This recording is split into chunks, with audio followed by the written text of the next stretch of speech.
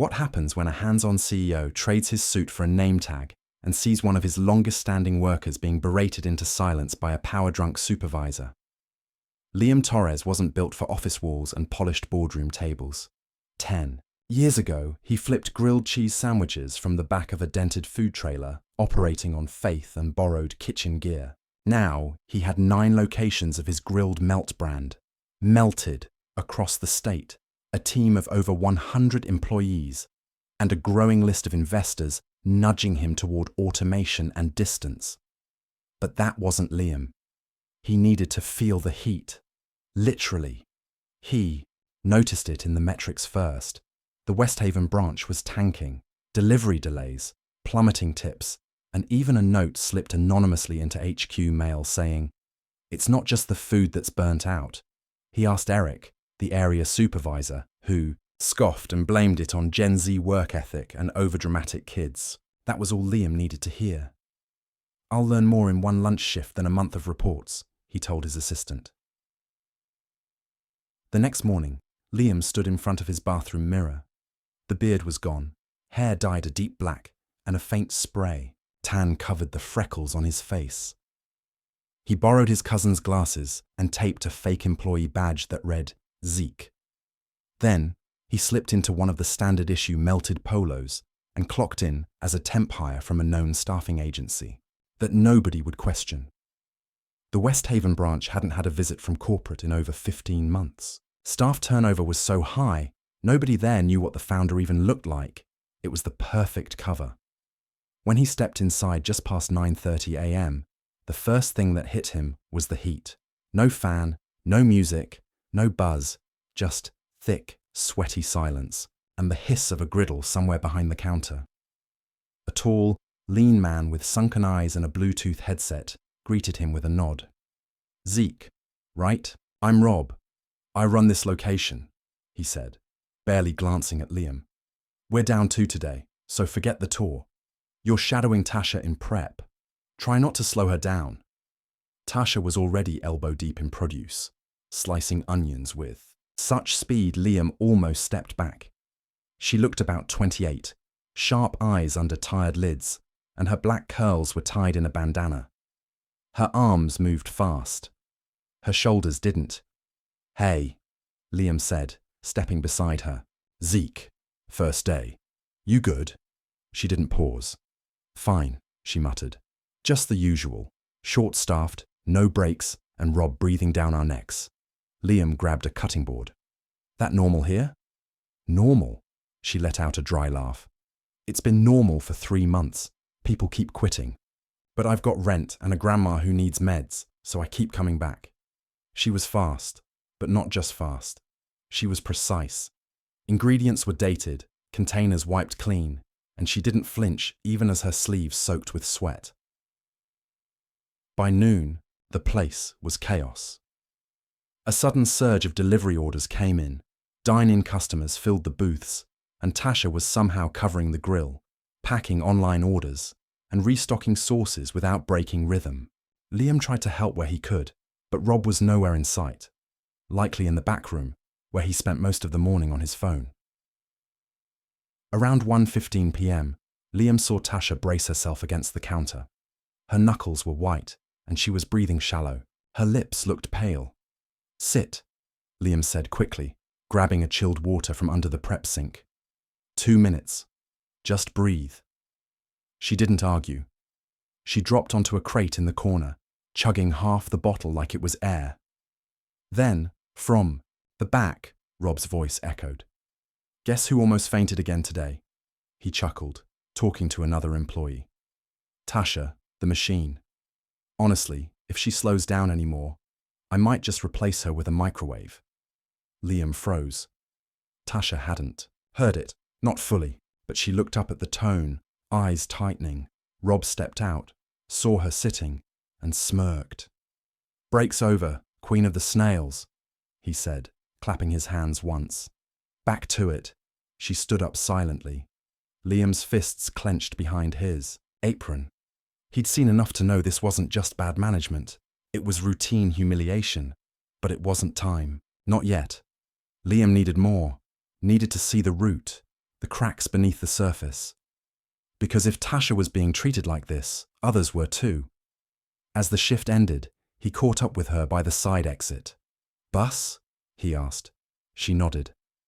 "I'll walk you to the stop. You don't have to. I want to." They sat at the bench in silence. The sun was starting to dip, and the sky was tinted gold. "Why do you stay?" Liam asked. She didn't look at him, just stared at the street. "Because I don't have the luxury to quit. My grandma's care isn't cheap, and I'm 1 semester away from my accounting cert. If I leave now, we lose the apartment." Liam nodded slowly. "You work harder than anyone I've seen." She turned, barely smiling. "Thanks, Zeke. Most days I feel invisible." He didn't sleep much that night. Liam arrived the next morning before the sun rose, still disguised as Zeke. The parking lot was quiet, the kind of stillness that felt like it didn't belong to a business meant to be lively and bustling. He sat in his car, watching the windows, fog up, mentally preparing himself.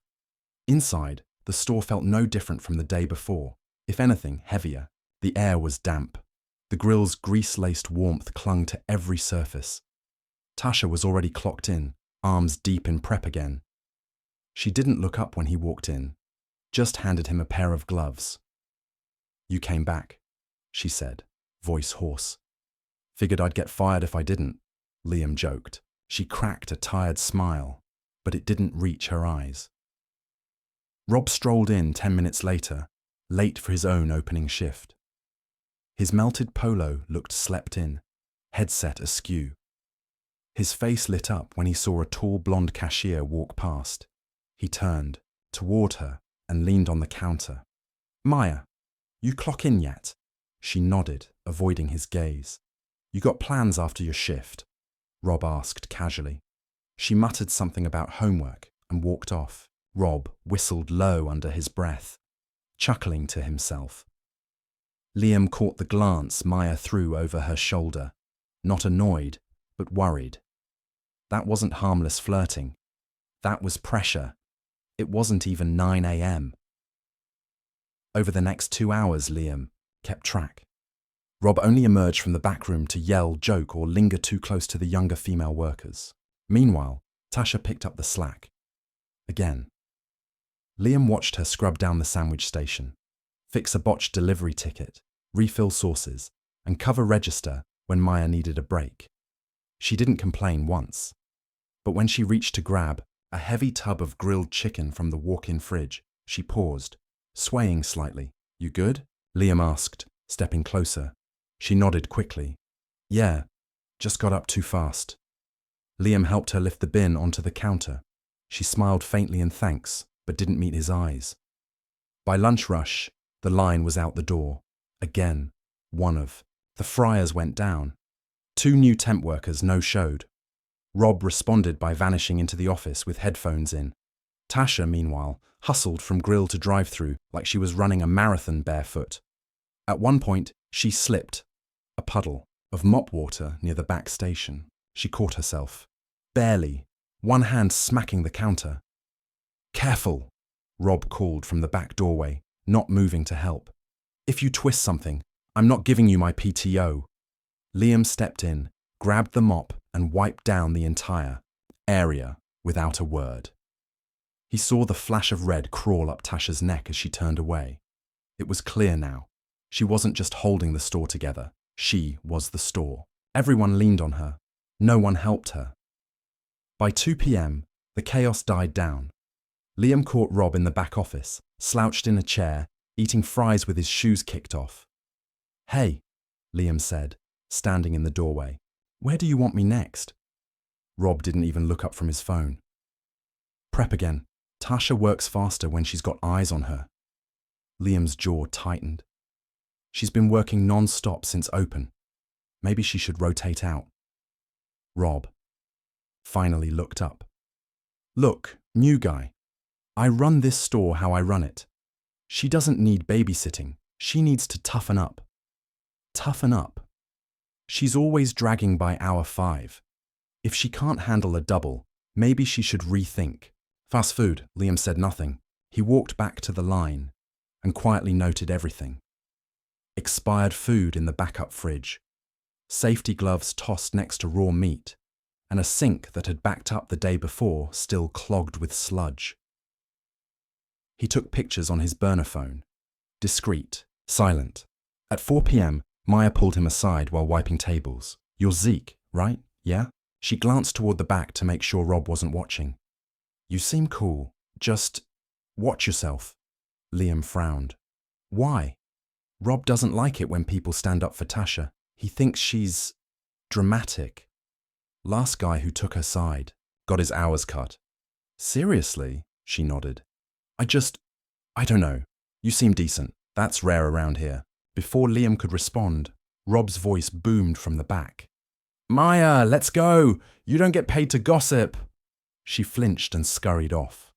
Liam's blood ran hot, but he stayed quiet. That night, as they closed the store, he found Tasha, restocking the sauce drawer on her knees, moving slow. Her hands trembled slightly. "You okay?" he asked, crouching beside her. "Yeah," she whispered, "just tired." "You ever think about leaving?" She hesitated, then looked up at him. "Every single day." Liam felt that settle in his chest. Heavy. He stood up and held out a hand. "Let me walk you to the bus again." They walked the same path, same stop. But the silence between them had changed. He looked at her. "You've been carrying this store on your back."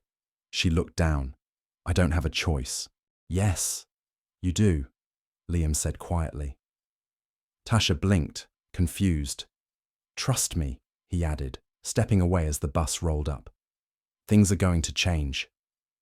She got on without a word, but she kept her eyes on him through the window until the bus turned the corner.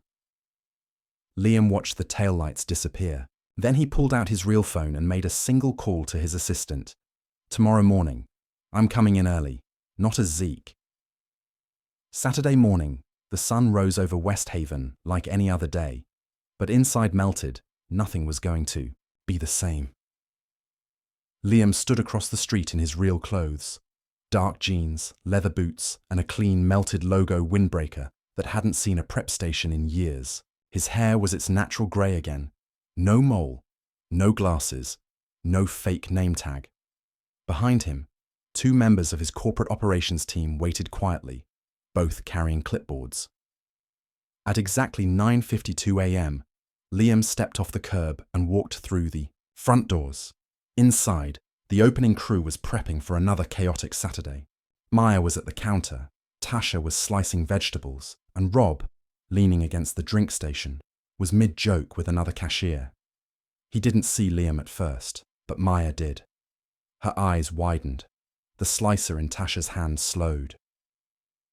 Rob turned, still grinning. When he saw Liam, he froze. The smile dropped. Can I help you?" Rob asked. Liam didn't respond.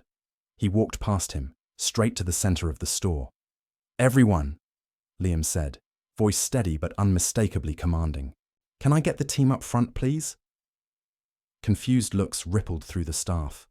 Maya stepped out from behind the register. Tasha, hesitant, wiped her hands on a towel and joined the group near the soda machine. Rob let out a small laugh. "Wait, hang on. You can't just..." Liam turned to him, cool and sharp. "Rob." Rob shut his mouth instantly. Tasha blinked. "Zeke?" Liam looked at her, this time without the disguise, without the glasses, without the mask. "My name's Liam Torres," he said. "I'm the founder and CEO of Melted." Dead silence. One of the line cooks dropped a spatula. "I've spent the last 2 days in this store, working beside you, cleaning your stations, running tickets, seeing what you go through. You didn't know who I was. That was intentional." He looked at each of them, faces pale, eyes wide. "I came here because something didn't feel right.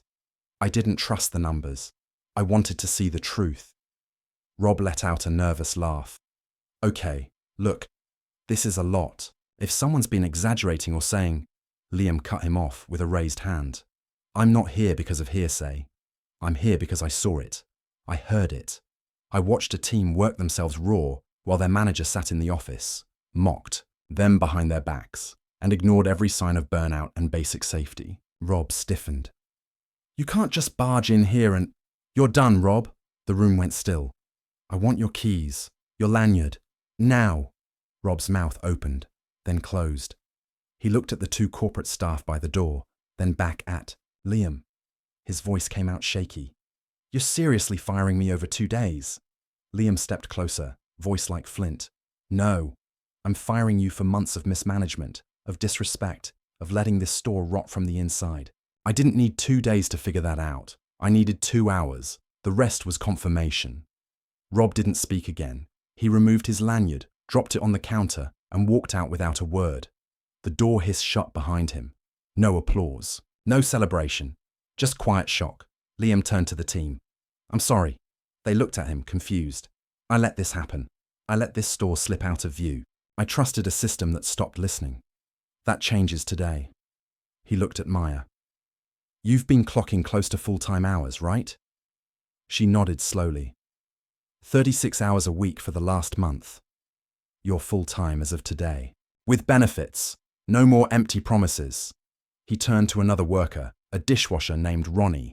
You've been double-tasking cleanup and fryer maintenance. You've never had a written role description, have you? Ronnie shook his head. You do now, with a raise and a written schedule. Then Liam turned to Tasha. She looked stunned, frozen in place, like the floor might give out. You held this store together, Liam said. Not just with your work ethic, with your integrity.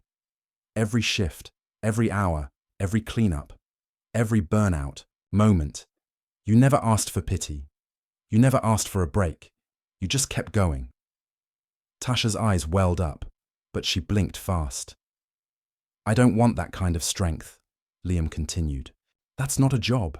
That's survival. And we're not going to build a company that asks people to survive. He stepped closer, lowering his voice just slightly. You're getting 2 months' pay, paid leave, starting now. Finish your program. Breathe.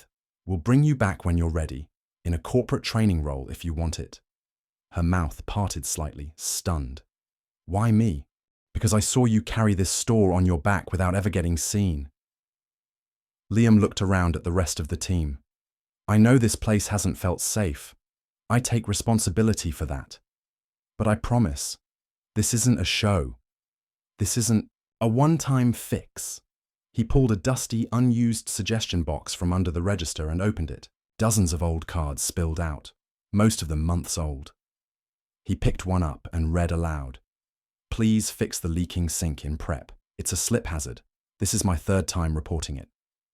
Dated. 4 months ago. He looked at them again. The sink gets replaced Monday.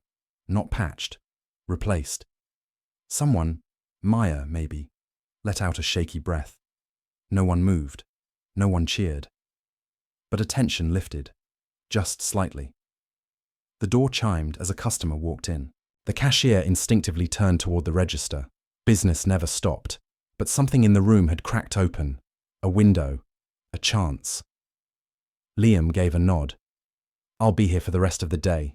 Not as Zeke, not as the CEO, just as someone who should have shown up sooner.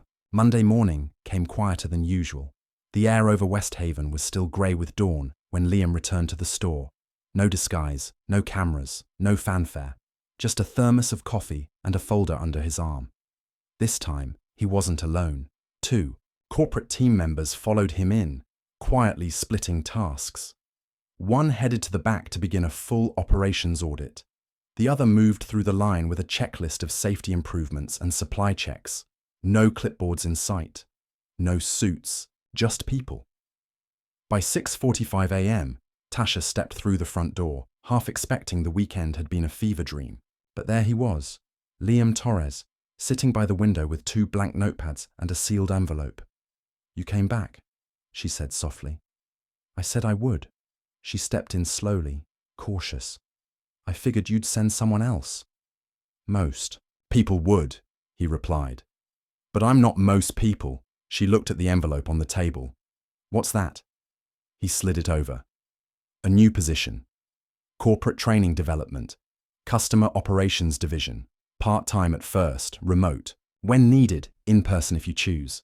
Full benefits. School-friendly hours. And if you ever want to relocate closer to HQ, we'll cover the cost. Tasha didn't open it. She just stared at it for a long moment. Then, finally, I'm not the only one who went through hell here. You're not leaving anyone behind, Liam said. You're leading from a better position. She nodded slowly. Then I want to be sure someone steps up after me. I already spoke to Maya yesterday, he said. She'll be interim floor lead while we rebuild. She's sharp. She's steady. Tasha's face softened. She is. They both stood, and Liam glanced at the clock. I need to speak with the team. Want to stay? She hesitated, then shook her head.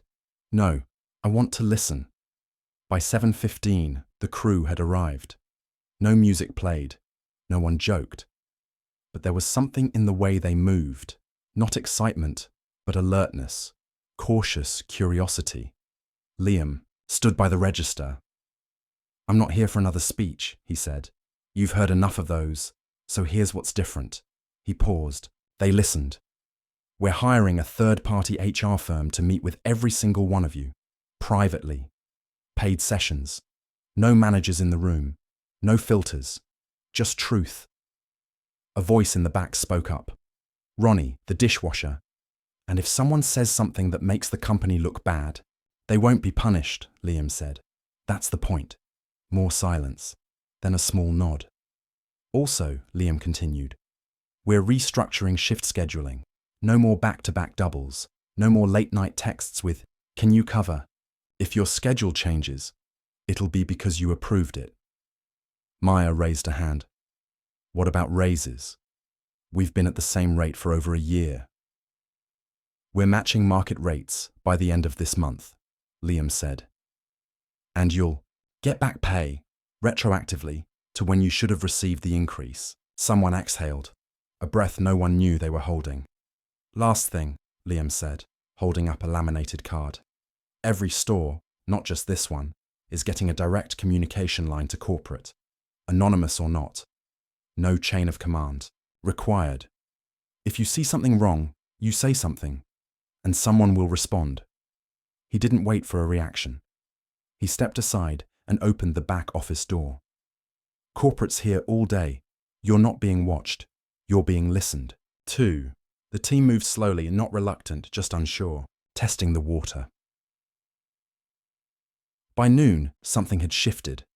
Maya was walking new hires through a checklist she'd built overnight. Ronnie got a surprise delivery. A new industrial mop sink and safety gloves in his exact size. And Tasha? She didn't clock in. She sat quietly in the back corner, reviewing printed training modules with one of the corporate reps, jotting notes, offering feedback, occasionally chuckling at outdated phrasing. You know, she muttered, this one says we can speak to our manager about any concerns. That didn't go so well. The rep winced. Noted. That afternoon, Liam walked the floor with Maya. You want the floor lead role permanently? He asked. Only if I get to fix how we train, she said. Right now, we throw people into chaos and hope they swim. What's your fix? 3 days per new hire, one-on-one, structured, checklist-based. If they pass, they stay. If not, we don't waste anyone's time. Liam smiled. Done. She blinked. Just like that. I'm not here to be a gatekeeper, he said. You see more than I do. I trust that. Later that evening, Liam waited by the back exit. Tasha emerged in jeans and a hoodie, envelope still in hand. You meant it? She asked. The offer? Every word. I'll take it, she said. But I want to come back here once a month. Just to check in. Just until I know it's solid. You won't have to forever. I know. But right now, I need to. He gave her a quiet nod. Then you will. No applause. No hugs. Just a shift. A subtle one, but real. That night, Liam returned to his apartment and typed a message. It went out to every employee across the company, from kitchen crew to regional staff. Subject line. From Liam. I made a mistake. I let systems speak louder than people. That ends now. From today forward, every location will have a direct line to corporate. No permission required. If something's broken, say something. If someone's hurting, speak up. And if you think no one cares, remember this. I went undercover to find the truth. Now I'm building a company that doesn't need disguises to listen. He didn't sign it with a title, just his name. Liam Torres. Weeks passed. West Haven didn't transform overnight, but the oxygen returned. New hires stayed longer. Shift leads stepped up. Maya declined the district offer. She wanted to rebuild the store first. Liam agreed. Tasha rolled out her training modules across 3 more locations. She didn't just teach, she asked better questions. At corporate, Liam tore up every old policy that relied on silence. Rewrote them in plain language. Empowered his ops teams to solve, not stall. He kept visiting stores, unannounced, not to inspect, to listen, because he finally understood. Leadership wasn't about being seen, it was about seeing and never forgetting where the work really lives.